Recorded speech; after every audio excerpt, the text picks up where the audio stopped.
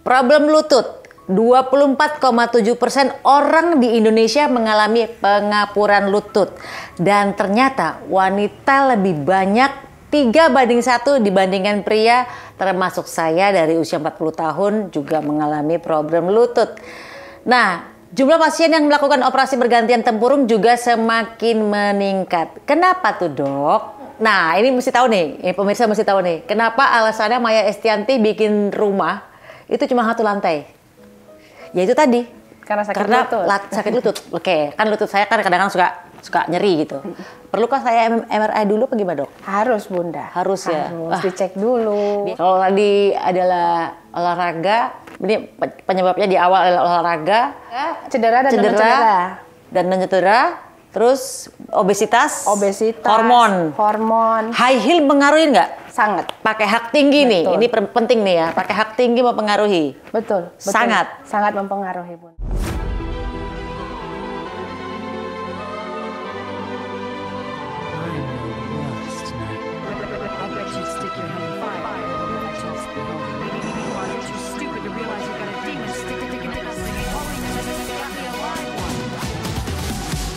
Hai guys, ketemu lagi di konten Maya Al TV. Nih, kemarin waktu aku lagi asik scroll sosial media, aku lihat videonya Mbak Dewi Yul yang lagi melakukan pengobatan lutut. Nah, biasa mak-mak ini kepo kan ya. Secara aku juga punya problem di lutut. Nah, kira-kira permasalahan ini apakah cuma dialami kaum wanita saja atau lelaki juga mengalami? Langsung aja kita tanya ahlinya yang beliau bekerja di sebuah klinik yang teknologinya paling lengkap dan fokusnya menangani masalah lutut. Dr. Windy Martika SPOT, dokter spesialis bedah tulang. Selamat datang dokter di Rumah Pejaten. Terima kasih datang ke sini. Biasa dok, kepo dok tentang lutut ya kan. Ini sebenarnya dari umur berapa kita harus mulai waspada dengan sakit di lutut. Dan kalau secara data kan 3:1, 3 wanita, 1 laki-laki. 1 laki-laki, betul. Kenapa waspada dengan sakit lutut yang nomor 1, yang kedua kenapa wanita? Oke, jadi kebanyakan sekarang ya Bunda ya, mungkin bukan hanya wanita, laki-laki juga. Jadi ada cedera atau umur berapapun itu mulai dari usia muda sampai usia lansia, ada nyeri lutut, terkadang itu dibiarkan tidak diperiksa. Nah itu warningnya di situ, karena memang pada saat kita tidak aware atau tidak memeriksakan, ternyata pada saat cedera itu ada kerusakan di lututnya. Nah, pada saat kerusakan itu sudah ada basicnya, nanti akan bertambah seiring dengan usia. Gitu. Jadi rentang usianya kapanpun kita mengeluhkan ada keluhan lutut, sebaiknya diperiksakan dulu.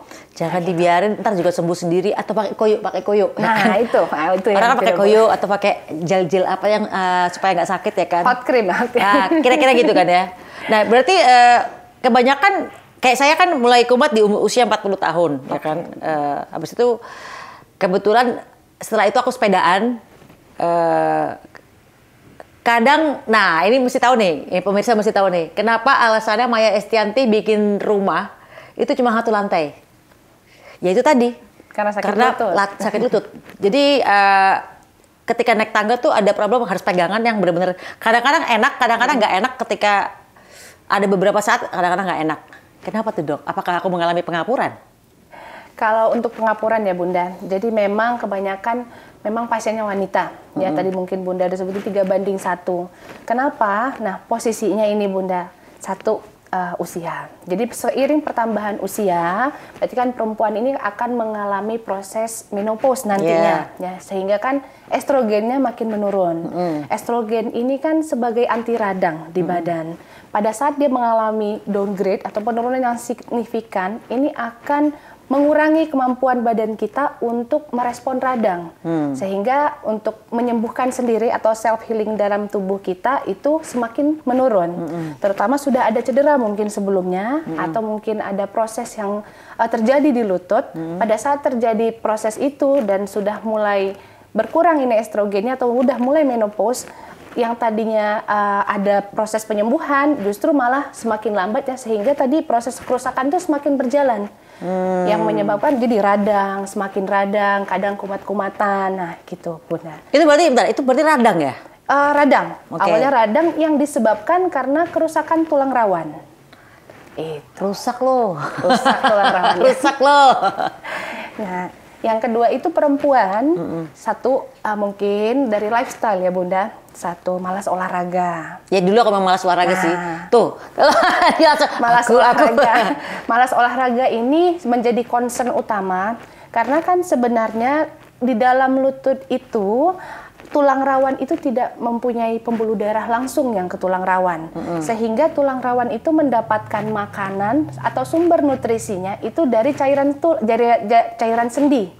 Nah, cairan sendi ini nanti akan membawa nutrisi ke tulang rawan dengan cara penekanan. Jadi kalau tidak ada pergerakan, tidak ada penekanan, tidak ada latihan, untuk masuknya nutrisi ke dalam tulang rawan itu pasti minim. Sehingga pada saat tulang rawan kekurangan nutrisi, sehingga kekuatannya berkurang. Jadi mulai cepat rusak. Dan sampai harus dioperasi ya? Sampai harus operasi. Makanya pentingnya olahraga di situ. Nah, selanjutnya posisi dengan tulang ini kan menopang badan. Selain sendi yang kuat, tulang yang kuat, kita juga butuh otot yang kuat. Dengan tanpa exercise kita nggak akan mendapatkan otot yang kuat. Nah, mungkin Bunda sudah mulai cycling, sudah mulai sepedaan, keluhan nyeri lututnya sudah mulai berkurang. Jadi bukan karena hanya selalu dengan obat-obatan ya Bunda, tapi dengan olahraga yang benar dan konsisten, nah itu semakin membaik ya mungkin. Jadi sudah ada kerusakan mungkin tadinya tidak bertambah lebih cepat. Tapi berarti sudah rusak? Rusak tidaknya nanti kita periksa dulu. Oh, diperiksa dulu ya. Oke. Ini nggak bisa ngarang-ngarang nih. Ini kan MRI aja belum udah mulai mengejat bahwa ini adalah rusak. Belum tentu ya. Belum. Tapi kebanyakan tadi 24,7% penduduk Indonesia mengalami pengapuran. Pengapuran itu kan sakit berarti ya? Pengapuran sendi itu berarti artinya tulang rawannya sudah mulai rusak. Tulang rawan itu kalau seperti di sapi atau di ayam ini yang bagian yang putih ya Bunda, yang putih yang keras itu sebenarnya itu keras sekali. Kalau kita tidak potong dia tidak akan rusak. Tapi kalau ada hantaman yang terus menerus, kerusakan yang terus menerus, contohnya misalnya apa Dok? Contohnya pelari yang tidak melakukan exercise dengan baik, atau sebelumnya bukan pelari, tiba-tiba ikut maraton jangka panjang, nah itu yang memicu awalnya. Jadi sudah mulai rusak, tulang rawannya dipaksa lagi, semakin rusak, semakin bolong nih tulang rawan ini. Kalau padel? Padel korelasinya mungkin cedera ya Bunda ya. Jadi bisa rusak juga nggak kira-kira? Kalau cedera ya Bunda. Kalau cedera ya. Nah ini dari 24,7 orang data orang Indonesia yang mengalami pengapuran lutut. Nah, kira-kira yang di kliniknya dokter nih, rata-rata karena apa? Apakah karena mungkin masa mudanya suka ngangkat beban berat, atau mungkin gemuk, atau mungkin apa lagi tuh? Kebanyakan kalau yang di klinik itu ketemunya biasanya usia di atas 50-an ya Bunda. Yang udah susah banget jalan ya? Sudah susah banget jalan. Harusnya belum dong Bunda.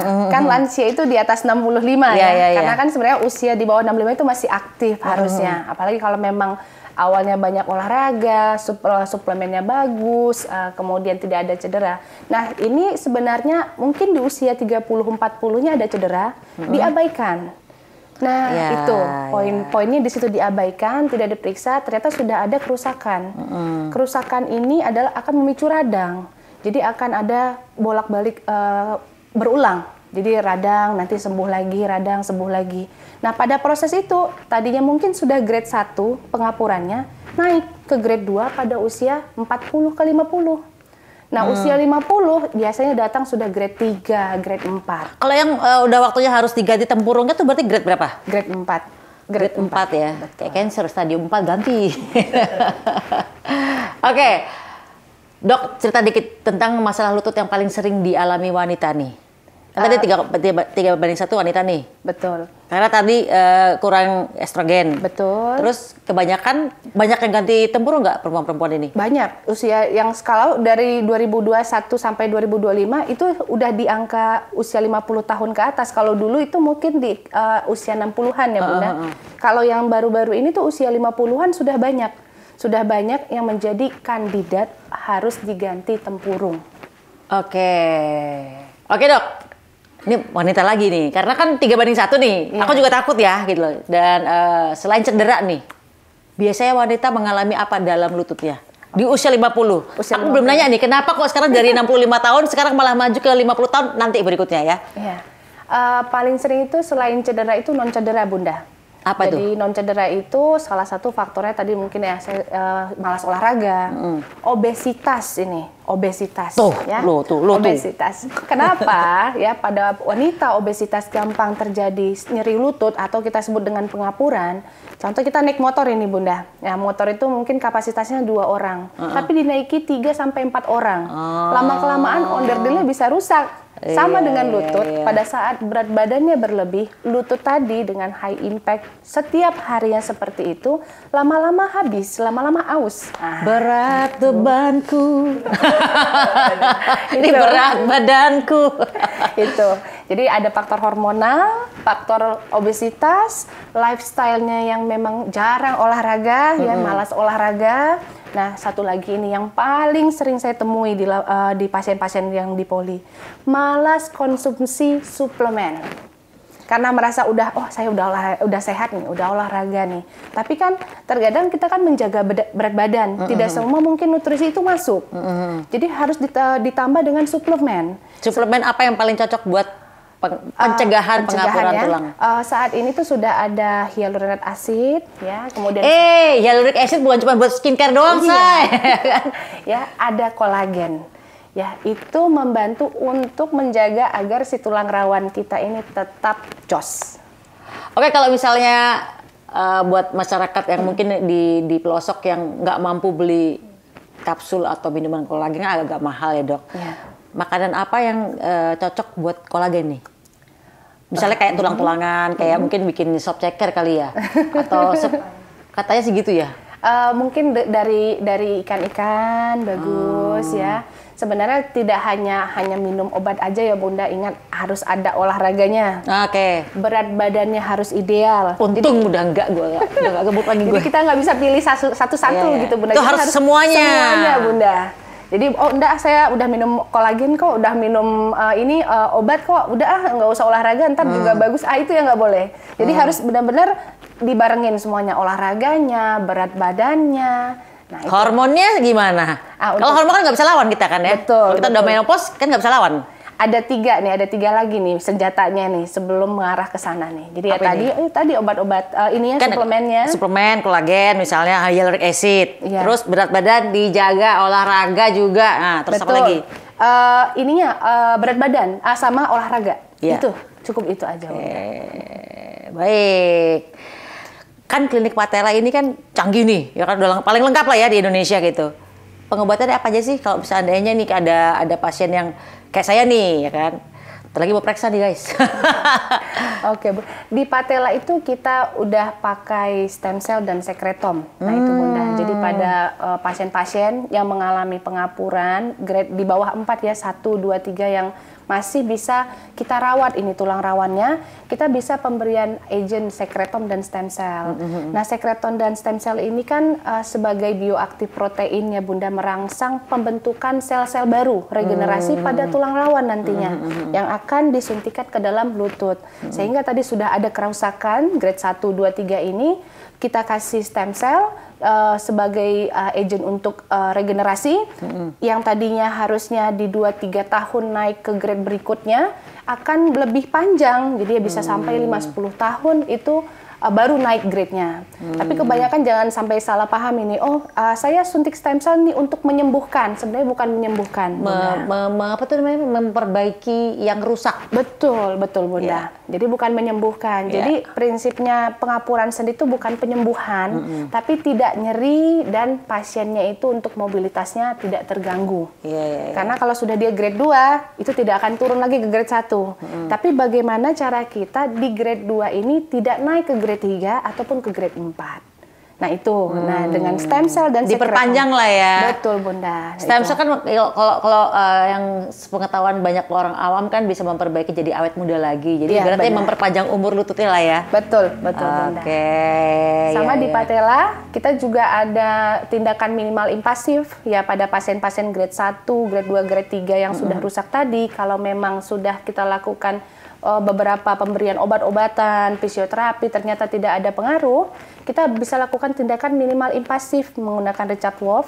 Itu menggunakan teropong masuk ke dalam lutut, kita bersihkan dulu lututnya, sembari kita perbaiki kembali si tulang rawan yang sudah rusak tadi. Bentar dok, bahasa dokter agak bingung. Minimal invasif apa? Buka lubang kecil apa gimana? Betul. Jadi kan kalau gini kan anak awam tadi tahu ya kan? Ya, jadi dengan tindakan prosedur kecil menggunakan sayatan sekitar 3-5 mili, kecil sekali. Sedotan kali ya? Sedotan kali ya? Betul, sekitar kecil. 1 sedotan.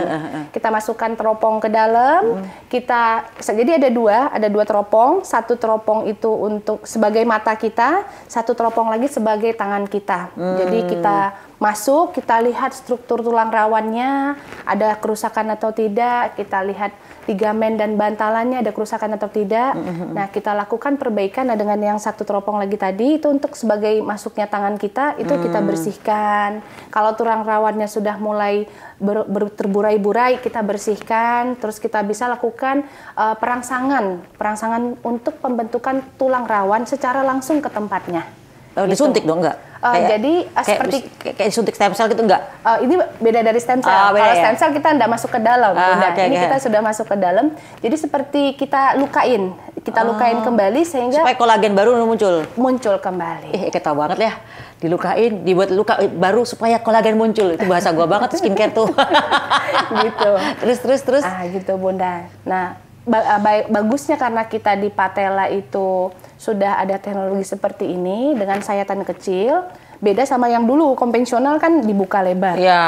Kan banyak struktur yang rusak. Nah, ototnya dibuka, ya, tempurungnya dibuka, baru bisa diperbaiki. Saraf-sarafnya juga kena. Saraf-sarafnya juga kena. Pasti pasien lebih sakit. Iya. Recovery-nya lebih lama. Ini kalau seandainya dengan sayatan yang cuma sekedar sedotan itu, berapa lama recovery-nya? Recovery sekitar 3 minggu, pasien sudah balik aktivitas kembali. Oh, jadi kalau habis after operasi nih, ya, langsung bisa jalan atau enggak?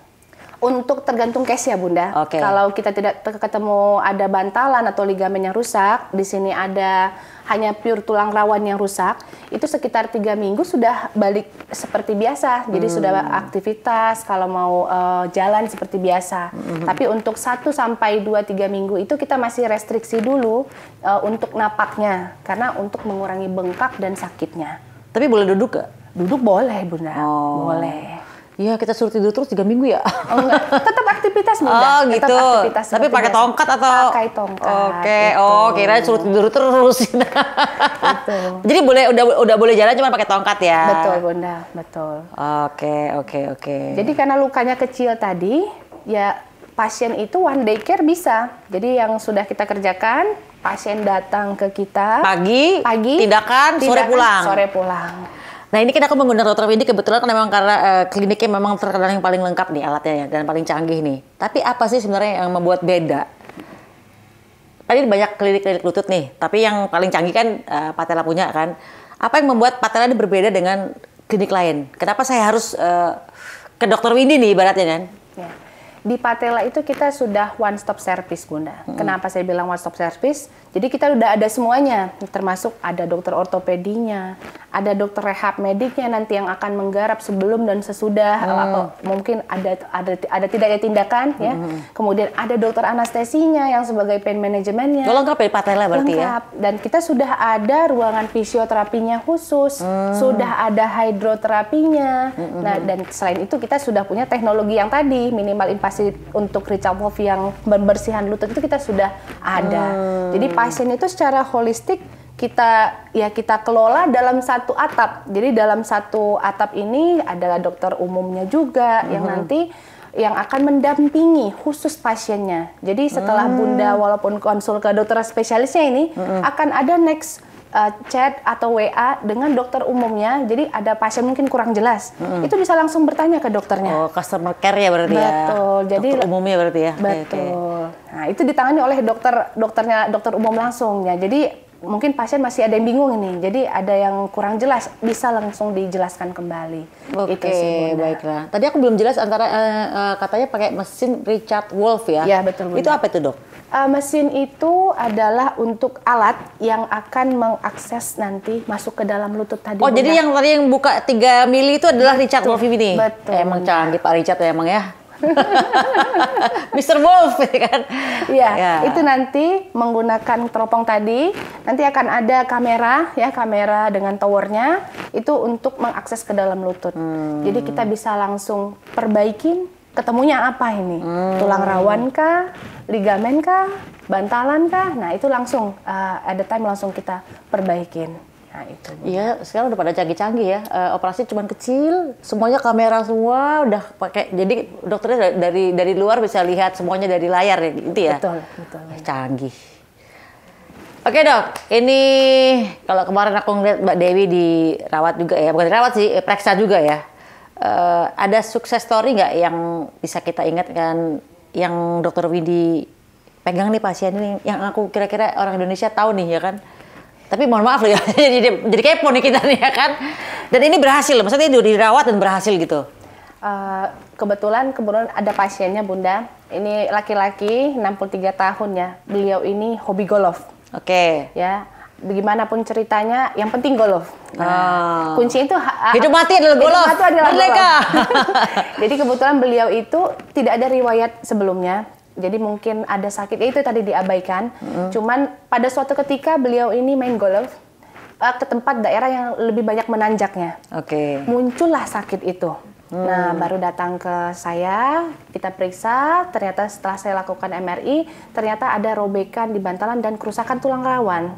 Wih. Nah, pada saat itu saya jelaskan ke pasiennya, Bapak kita harus lakukan seperti ini, kita harus bersihkan, kemudian kita harus lihat ke dalam, kalau memang robekannya besar harus kita jahit.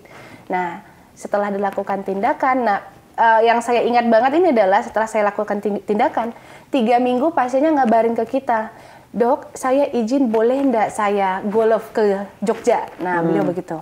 Bapak kontrol dulu. Nah, setelah saya periksa, saya oke, Bapak silahkan golf. Nah, setelah 4 minggu tindakan, pasien langsung golf. Tidak ada keluhan, tidak ada sakit. Nah, kemarin sempat kontrol, pasien sampai saat ini tidak ada keluhan. Setelah kita lakukan pembersihan lutut, kita buang sebagian bantalan yang sudah rusak di bagian tepi-tepinya itu dibuang. Nah, pasien saat itu sudah tidak ada keluhan, Bunda. Nah, ada pasien lain lagi, ini usia 64 tahun. Ini lumayan agak mengingat saya ini, kebetulan beliau dokter juga. Nah, 64 tahun tapi ya karena memang komorbidnya adalah obesitas ini. Nah, beliau memang agak takut ya saya lakukan tindakan. Jadi beliau itu sempat kita edukasi, kita lakukan tindakan penyuntikan stem cell. Oke. Nah, setelah dilakukan tindakan stem cell, pasien kontrol, saat ini udah masuk ke 6 bulan ya. 6 bulan dari penyuntikan pertama? Betul, sudah tidak ada keluhan beliaunya. Oke. Nah, itu. Dan berarti udah mulai ada perbaikan dong? Perbaikan, sudah ada perbaikan. Yang tadinya datang harus pakai kursi roda, setelah kita tanganin di patella, pasien datang tetap pakai tongkat. Saya sarankan pakai tongkat, saya takut kurang seimbang ya. Ya, datang ke patella udah nggak pakai kursi roda. Tapi udah bisa jalan ya? Udah bisa jalan, nggak kesakitan. Oke. Kunci pentingnya kan itu Bunda, tidak sakit, bisa jalan, tidak kaku. Nah, kalau stem cell itu butuh, apakah setiap pasien berbeda-beda berapa kalinya, atau mungkin sekali cukup, atau ya tergantung beratnya atau enggak? Kalau misalnya berat, misal 2 kali, 3 kali, 10 kali, atau berapa kali dok? Kalau stem cell itu kita lihat derajatnya dulu. Jadi kan memang yang kandidat dilakukan terapi stem cell itu memang di bawah 4. Jadi grade pengapuran di bawah 4, grade 4. Oh, yang tadi 2 itu ya? 3. Karena memang kita masih berharap dengan adanya proses ya regenerasi tadi, kita berusaha memberikan agen bioaktif tadi supaya muncul kembali atau regenerasi kembali tulang rawannya. Nah, untuk pengulangan itu tergantung dari derajatnya Bunda. Semakin berat derajat kerusakannya atau semakin banyak ini part-part dari tulang rawan yang sudah rusak, mungkin akan ada pengulangan nantinya. Jadi kita lakukan evaluasi itu dengan MRI, Bunda. Ya. Jadi mungkin setelah berapa bulan MRI lagi. Betul. Jadi perlu diulang lagi ya stem cell gitu ya. Betul, Bunda. Oke, kan lutut saya kan kadang-kadang suka suka nyeri gitu. Perlukah saya MRI dulu apa gimana, Dok? Harus, Bunda. Harus ya. Harus dicek dulu. Biasanya kalau ini katanya nih kalau misalnya takut ngecek karena apa takut ntar ada tindakan apa lagi nih. Kebanyakan netizen Indonesia gitu tuh ya kan? Iya. Tetap harus dicek dulu. Kita harus melihat ke dalam apa itu kira-kira yang menyebabkan dari sakitnya lutut Bunda ini. Karena kan sakit lutut itu ada macam-macam, bisa tulang rawan, bisa bantalan, bisa ligamen, atau bisa lebih ringan otot. Nah itu.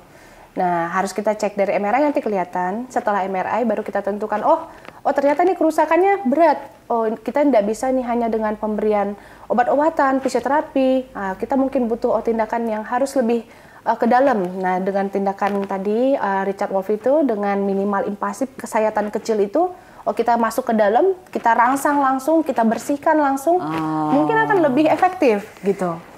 3 minggu, Bo. Tapi tetap bisa jalan. Aktivitas ya. Aktivitas, tapi mungkin dengan tongkat dulu. Iya. Gitu. Oke. Satu lagi pertanyaan terakhir. Kalau tadi adalah olahraga, ini penyebabnya di awal adalah olahraga, apalagi? Olahraga, cedera dan non-cedera, terus obesitas, hormon. High heel mengaruhi nggak? Sangat. Pakai hak tinggi. Betul. Nih, ini penting nih ya. Pakai hak tinggi mempengaruhi. Betul. Sangat mempengaruhi, Bunda. Tuh guys, yang perempuan-perempuan yang masih pada muda-muda nih jangan sok-sokan pakai enggrang, udah deh. Ya karena kan pengen tinggi gitu kan? Betul Bunda. Iya. Karena waktu pakai high heels ini, jadi posisinya tulang atau sendi lutut itu akan berubah tumpuannya. Harusnya mungkin lebih ke tengah nih, pada saat naik high heels ini berubah nih, semakin berat ini untuk menopang badan supaya makin seimbang. Nah itu Bunda. Iya. Ya pasti akan memperberat kerusakan. Iya, aku juga nggak pernah pakai high heel, juga udah mulai jarang sih. Bukan, udah sakit kan punggungnya kalau misalnya pakai high heel kelamaan juga ya kan. Oke, udah lengkap ya untuk informasi tentang lutut ya guys ya. Buat teman-teman yang mungkin di sini pengen informasi lebih banyak tentang Klinik Patella, bisa cek di akun Instagramnya Klinik Patella, PATELLA, atau klik link di deskripsi video di bawah ini. Dok, terima kasih Dok atas penjelasannya. Mudah-mudahan banyak laki-laki atau wanita yang di luar sana yang jelas banget apa sih penyebab penyakit lutut ya kan, dan bagaimana cara menghadapinya. Mudah-mudahan informasinya atau edukasinya sudah cukup banyak ya. Oke, and Dr. Windy terima kasih sudah datang ke Pejaten. Ya, and see you in the next content. Bye-bye.